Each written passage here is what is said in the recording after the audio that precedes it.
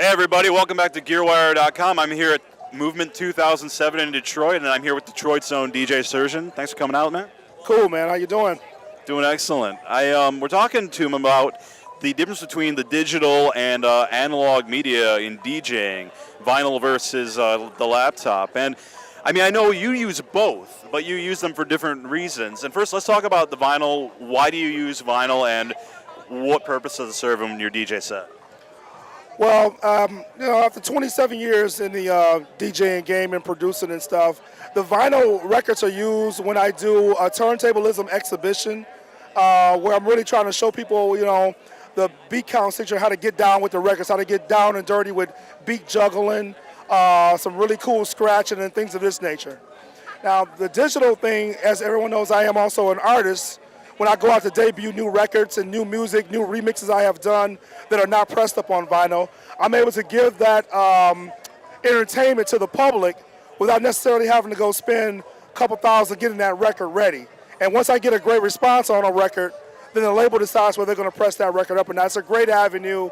It's so good to have the MP3s to play like records, because you're still manipulating the vinyl feel with Serato. That's the real deal.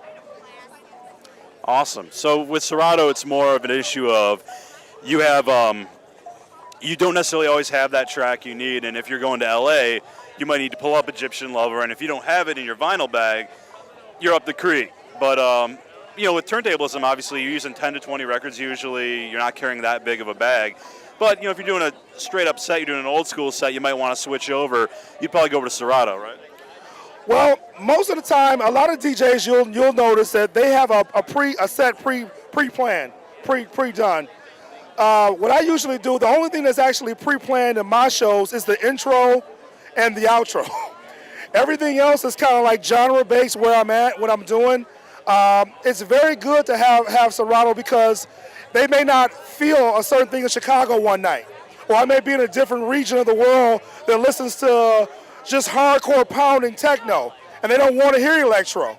So I'll have to just switch that genre, and then I have the access of 3,000, 4,000, 1,000 records at my disposal. But my field is always narrowed down to about 100 solid records in Serato that I go to that I know are going to move the crowd. It's just, I get really upset when guys say, well, I got Serato, I got this, and I got 10,000 files. You'll never play them all. You're spending time searching through your crates because you don't know what to play. That's not DJing.